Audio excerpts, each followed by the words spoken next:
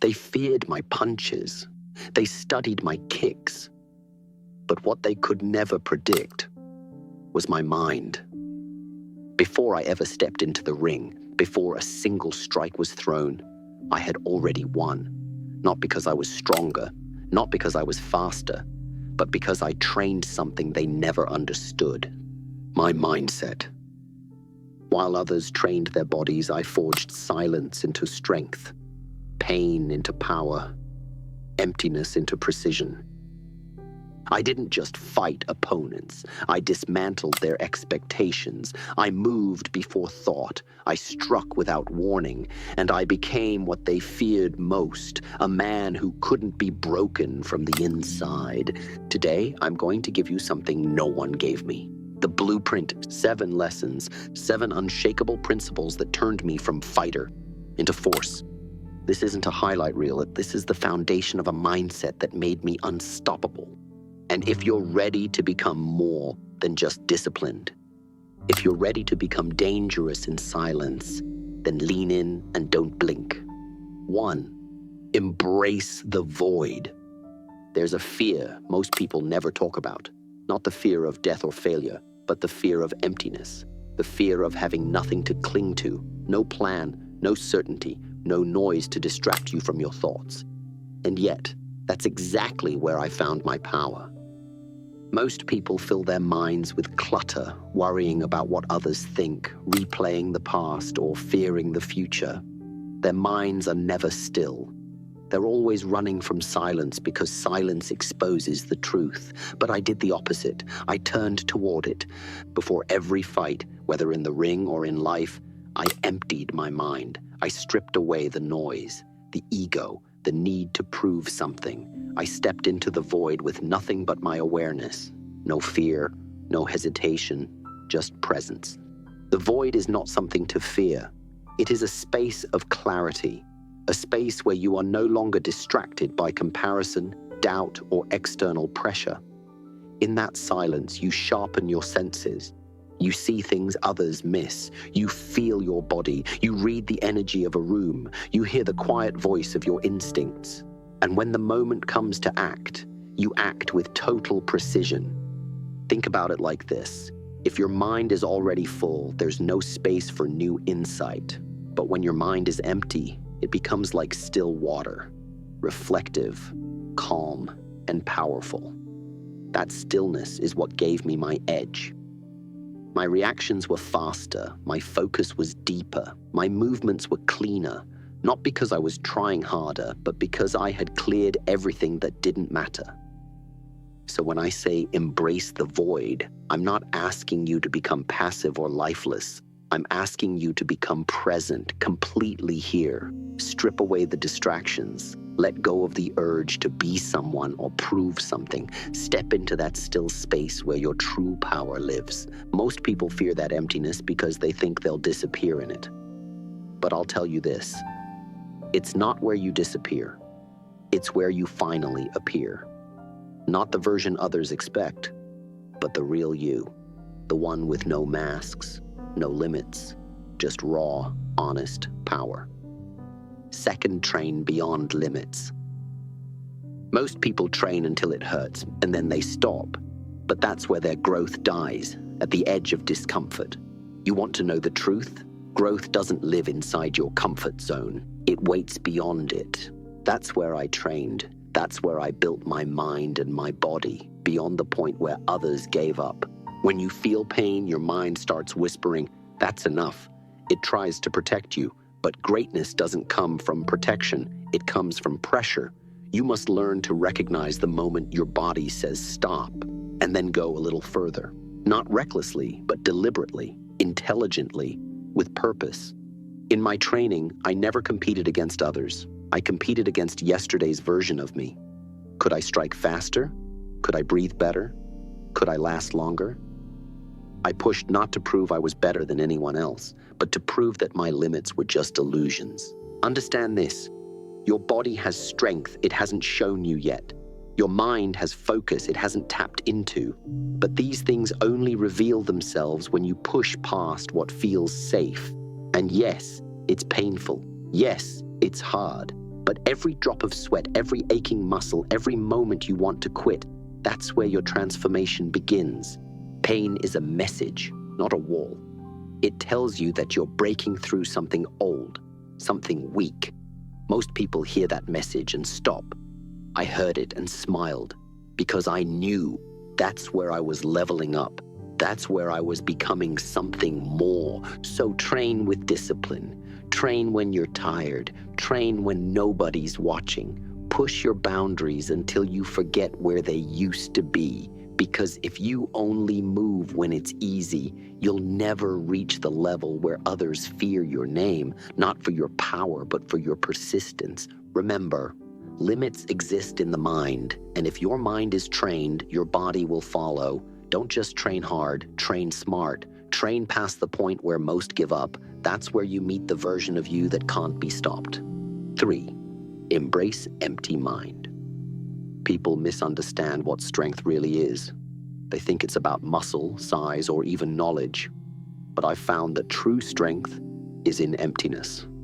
Not emptiness as in weakness, but in stillness, in space, in freedom from clutter. When your mind is full of stress, of noise, of the need to control everything, you become slow, heavy, you hesitate. And in a real fight, on the street, in the ring, or in life, hesitation is death.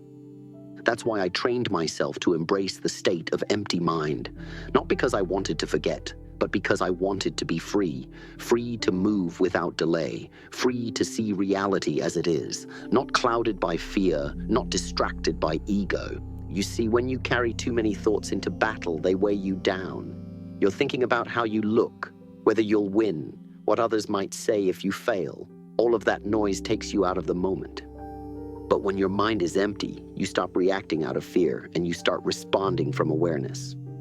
I didn't strike because I planned every move. I struck because I became the moment. I flowed with it. I didn't think about the punch. I was the punch. That's the power of an empty mind. It's fast, it's clean, it's deadly. But here's the part most people miss. Empty mind isn't something you're born with. It's something you train. It's a discipline. It means removing distractions, watching your thoughts, sitting in silence and noticing how busy your brain really is.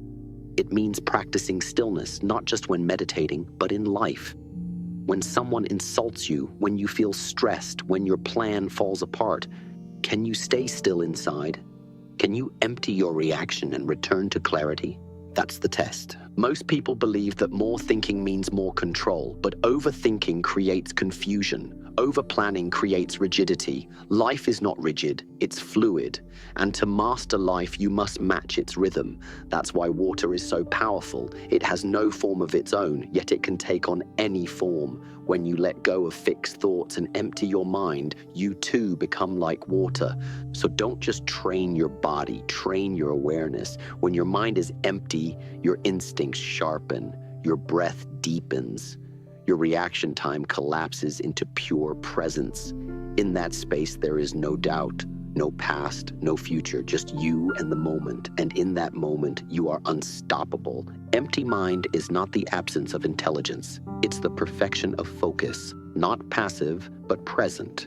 So learn to let go, to release, to clear, because when your mind is empty, your power has no limit. 4. Master your inner critic. The enemy you see outside is never as dangerous as the one that whispers inside. Let me tell you something most won't admit. I had doubts. I had fears. I heard that little voice in my head too, the one that said, "You're not good enough. You're not ready. You'll fail."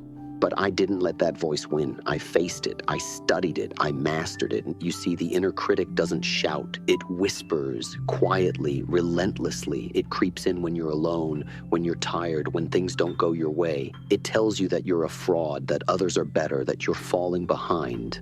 And if you don't recognize it for what it is, it will control you. That's why mastering your inner critic is not optional. It's a necessity. I treated that voice like an opponent. I observed its patterns. When did it appear? What triggered it? How did it make me feel? And how did I respond? Most people just react to the voice. I challenged it. I questioned it. Whenever it said, "You can't do this," I asked, "Why not?" Show me proof, and it never could. Because that voice is made of fear, not facts. It feeds on insecurity, not truth. And the more you believe it without checking it, the more power it gains over your life. So here's what I learned.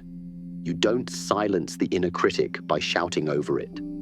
You silence it by outperforming it. You train, you improve, you take action despite it. You build so much evidence of your growth, of your strength, of your persistence, that the voice simply runs out of things to say. But this also takes discipline, mental discipline. Most people train their body but leave their mind untrained and then wonder why they fall apart under pressure. I trained my mind daily. I studied philosophy. I meditated. I reflected, because if you don't understand yourself, you become a victim of yourself. Mastering your inner critic is about becoming aware of your internal dialogue. What do you say to yourself when you fail, when you're alone, when things don't go to plan? Those words either break you or build you. The inner critic may always exist, but you can change its volume. You can change your response, turn it into a challenge. Oh, you think I can't? Watch me. Let it fuel your fire, not drown it. Because here's the truth: the world can doubt you, laugh at you, reject you.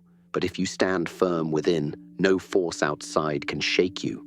And if you're at war inside, no victory outside will ever feel real. I didn't become unstoppable by silencing every voice of doubt. I became unstoppable by refusing to let those voices make my decisions. So remember, mastery doesn't begin in your fists. It begins in your mind. The strongest fighter is not the one who defeats the enemy in front of him, but the one who conquers the critic within. 5. Live with purpose. Strength without direction is wasted energy. Movement without intention is chaos. I didn't train just to fight. I didn't push my body just to show off. I lived with purpose, because without purpose, even your greatest talent becomes noise. Every morning I woke up, I knew exactly why I trained. It wasn't for fame. It wasn't for money. It wasn't even just to be the best fighter. I trained to express myself, to become a living philosophy. To take all that I learned about motion, discipline, thought, fear, and turn it into something meaningful, something that could inspire, uplift, and awaken others. Purpose is not about what you do, it's about why you do it. When I created Jeet Kune Do, it wasn't just about fighting, it was about freedom. Freedom from form, freedom from rigidity. I wanted people to break free from what held them back. Not just in martial arts, but in life. That was my purpose, and it gave me energy that no workout could drain. You see, when you have a strong purpose, you don't get tired the same way. You don't give up just because things get hard. Pain becomes fuel. Failure becomes feedback. You rise, not because you're superhuman, but because you're deeply connected to something bigger than yourself. But here's the part most people miss. Your purpose must be personal. It must come from inside, not from what others expect of you, not from what society says is success. It must be rooted in your own heart. Ask yourself, what drives you? What do you wake up for? What would you fight for, even if no one was watching? Don't settle for goals that are just about appearances. Don't chase a path just because it's popular. If your purpose is shallow, your motivation will be weak. But if your purpose is deep, if it touches your soul, then nothing can stop you. Because you're no longer moving for applause. You're moving with conviction. That's why I say, live with purpose. Let your actions align with your values. Let your journey reflect your truth. I didn't just want to be a martial artist. I wanted to be a force of inspiration. I wanted every move, every word, every film to ignite something in people. Not because I was trying to be a legend, but because I believed in what I was doing. Purpose gives you clarity. When you're lost, it shows you the way. When you're tired, it gives you strength. When others doubt you, it reminds you why you started. And that, more than anything, is what keeps you moving when everyone else quits. So don't just exist. Don't just survive. Live deliberately. Choose your path consciously. And walk it with power. Remember, your fists might impress them. Your words might move them, but it's your purpose that will outlive you. Live with purpose, and your life becomes the kind of story that echoes beyond time. 6. Trust your instincts. Thinking is powerful. Reflection is powerful. But in the heat of the moment, when life is happening in real time, thinking can betray you. It's too slow. In a fight, if you stop to analyze, you lose a second, and sometimes that second is everything. That's why I say, learn to trust your instincts. You see, instinct is not guesswork. It's not luck. It's the result of deep training. It is the wisdom of your body and mind working together in harmony, without delay, without hesitation. When you trust your instincts, you become like lightning, sudden, sharp, uncatchable. Your actions come not from your brain alone, but from your entire being moving in one direction. When I trained, I didn't just repeat movements. I absorbed them. I trained until my body no longer had to ask, what do I do next? It just knew. That's what instinct really is, trained intuition. Inner intelligence born from experience, from discipline, from presence. But here's what stops most people: doubt. We are raised to second-guess ourselves, to seek validation from others, to constantly pause and ask, am I doing this right? That kind of hesitation can destroy you, not just in martial arts, but in life. Imagine you're standing in front of an opportunity. You feel a fire inside, a pull that says go for it. But then the mind interrupts. What if I fail? What will people say? That moment of pause, that hesitation, kills more dreams than any punch ever could. I didn't succeed because I always had the right answer. I succeeded because I acted. I moved. I followed the feeling. And if it was wrong, I adjusted. But I never let fear freeze me. That's the secret. Trust doesn't mean perfection. It means movement. It means listening to that deep part of you that knows, even when your mind isn't sure. The more you listen to it, the stronger it becomes. The more you act on it, the sharper it gets, and soon it becomes your greatest guide, not just in combat, but in every decision you make. Now understand, this doesn't mean you throw logic away. Number study, learn, prepare. But don't live stuck in your head. There comes a point when thinking must give way to knowing, when all your preparation must dissolve into presence. When the moment comes, you act. No thinking, just doing. Instinct is not emotional impulse. It's not reacting from fear or anger. It's deeper, it's calmer, it's quieter, but it's more powerful than any emotion. It's that internal signal that cuts through the noise. When something doesn't feel right, you know. When something's aligned, you feel it in your chest. That's not fantasy, that's your built-in intelligence. Trusting your instincts also means trusting your story. Trusting that every lesson you've learned, every scar you carry, every failure you've survived, it all gave you something. A deeper sense, a sharper edge. That sense speaks without words. It tells you when to step forward, when to step back, when to strike, and when to wait. And the truth is, most of the people around you won't understand it. They'll say you're being reckless. They'll say you need to plan more, wait longer, be more careful.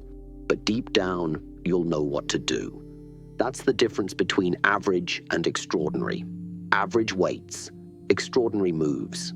In my career, there were many moments when I had to choose between playing it safe and following my instincts, creating my own martial art, moving to America, refusing roles that didn't reflect who I was. Every one of those decisions came from a place beyond thought, from something deeper, and each of those moments became turning points, not just for me, but for everyone who watched me. So here's what I want you to take away. Don't fear your instincts. Train them, sharpen them, then trust them. Because if your instincts are aligned with discipline and experience, they will rarely steer you wrong. When life puts you in the arena, you won't have time to think about every move. You'll have a breath, a blink, and in that moment, Instinct is all you have. Make sure it's strong. Make sure it's clean. Make sure it's yours. Move with confidence, strike with purpose, and live in a way that even when the mind is uncertain, the body and soul move with clarity. Trust your instincts, not because they're perfect, but because they've been forged by every moment you've lived, every battle you've fought, and every truth you've earned. 7. Leave a legacy of inspiration. Legacy.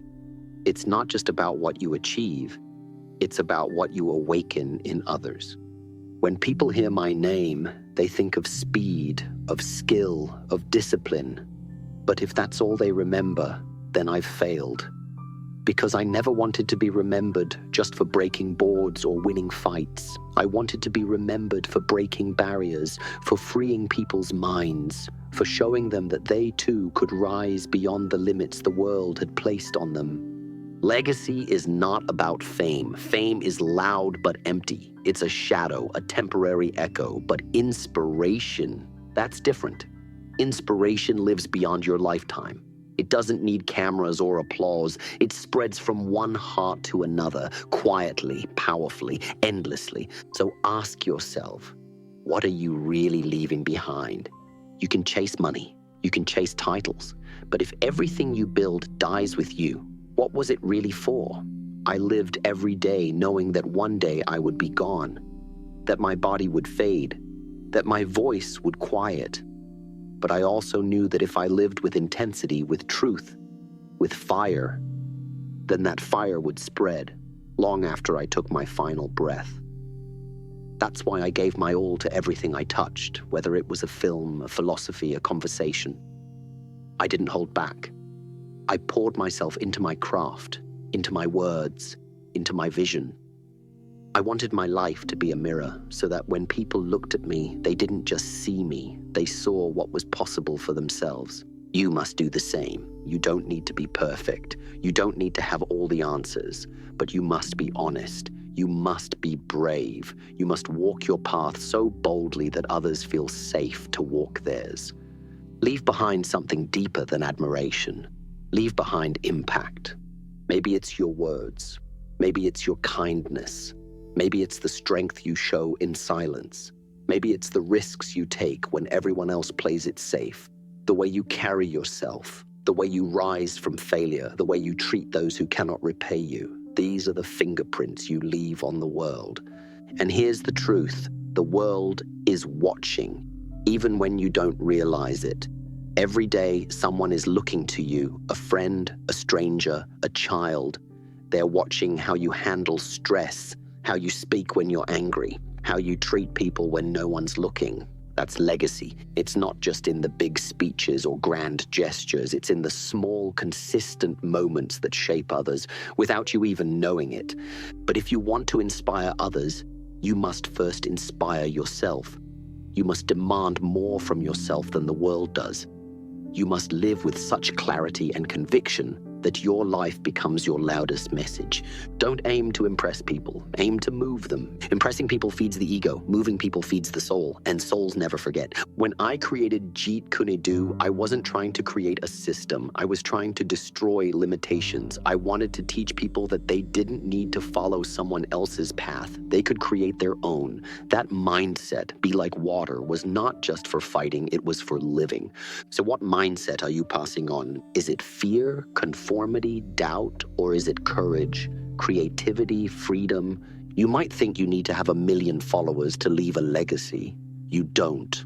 All you need is one moment, one act of courage, one message spoken at the right time, one decision that reflects who you truly are. That's all it takes to plant a seed that grows into something powerful. Your legacy is not defined by what happens to you. It's defined by how you respond. It's defined by what you choose to stand for. Stand for truth, stand for discipline, stand for possibility, and others will follow. Not because you told them to, but because your life became proof that it can be done. And when the time comes to leave this world, you won't take your possessions, you won't take your titles, you'll take only the energy you left behind, the lessons you lived, the example you gave. That is what matters. So build something real, not just for today, but for generations to come. Let your presence be a light. Let your struggles become someone else's blueprint. Let your life be a whisper in someone's heart that says, if he could do it, so can I. That's how you leave a legacy, not by chasing attention, but by becoming the kind of person who no longer needs it. 8. Master the art of staying unseen until it's time to strike. Power is most dangerous when it's hidden. People often waste energy trying to be noticed. They talk too much. They show off. They announce their every move, hoping the world will applaud. But real warriors know the sharpest blade is the one you don't see coming. I didn't become unstoppable by showing everyone my next step. I became unstoppable by holding it inside until the moment was right, until the silence broke, until the opening appeared. Then I moved, and it was too late for anyone to react. That's the art, staying unseen until it's time to strike. You see, in every battle, physical, mental, spiritual, the person who is calm, quiet, and unnoticed often holds the greatest power because they're not distracted by performance. They're focused, controlled, patient. They don't need validation. They wait, they read, they prepare. And when the time comes, they act with such clarity and speed that others are left stunned, wondering where the attack came from. This is not just about fighting, it's about how you move through life. Too many people show their hand before the game begins. They share their goals before they've even begun the work. They tell the world what they're going to do before they've done anything. And then they lose their edge, their energy gets scattered, their fire dims. Why? Because they traded focus for attention. I never did that. I trained in silence. I studied while others partied. I developed myself privately so that when I showed up publicly, I was undeniable. Not because I said so, but because I had put in the work when no one was watching. That's what staying unseen means. It means you don't announce your growth. You show it through results. It means you don't brag about your mindset. You prove it in how you respond to pressure. It means you don't chase the spotlight. You become so excellent, the light finds you on its own.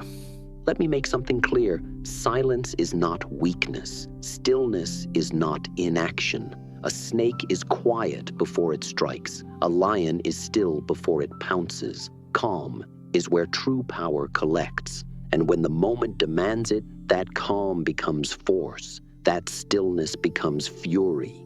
But it must be earned. To stay unseen until it's time to strike, you must first conquer your ego. The ego wants credit. It wants recognition. It wants applause. But the disciplined mind wants results. It doesn't care who's watching. It only cares whether it's improving. Train yourself to move in silence, to make progress without posting it, to grow without showing it. Let your actions be your only announcement. Let your discipline speak louder than your words ever could. That's how you shock the world. Not by telling them what you're going to do, but by doing it so powerfully, so masterfully, that they have no choice but to notice.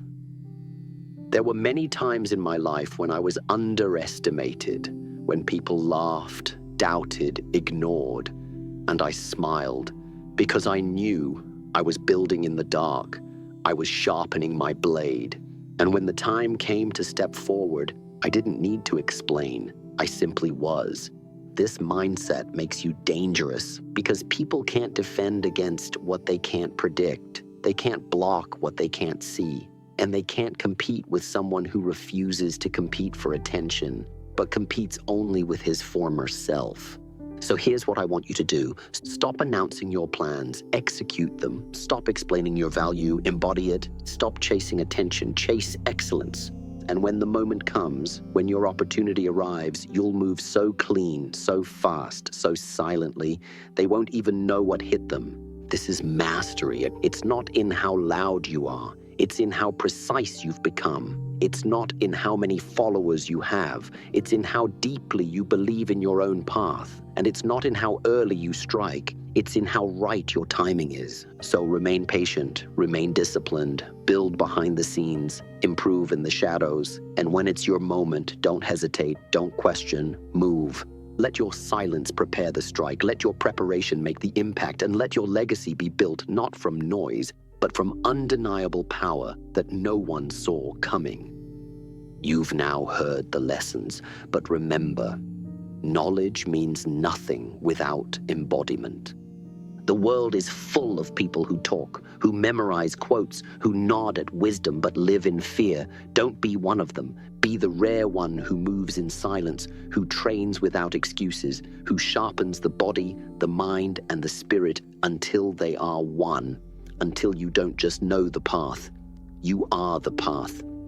I didn't become Bruce Lee by accident. I built this version of myself, one decision, one discipline, one lesson at a time. I failed, I bled, I was doubted, but I never stopped because I wasn't chasing power. I was becoming it. That's your task now. Embrace the void. Find power in stillness. Train beyond limits. Use pain to forge greatness. Empty your mind. Be water, be ready, be free. Master your inner critic. Silence the voice of fear with action. Live with purpose. Let your reason be stronger than your resistance. Trust your instincts. Move without hesitation. Respond with precision. Leave a legacy of inspiration. Become the spark that lights others. And stay unseen until it's time to strike. Make silence your sharpest weapon. If you do this, not just once, not just when it's easy, but every day, you won't need to tell anyone who you are.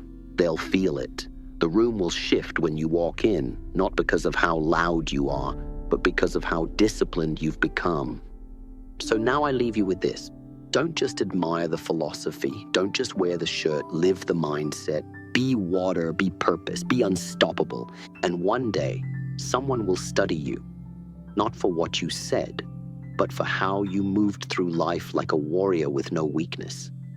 That is the way. Now go and become the weapon.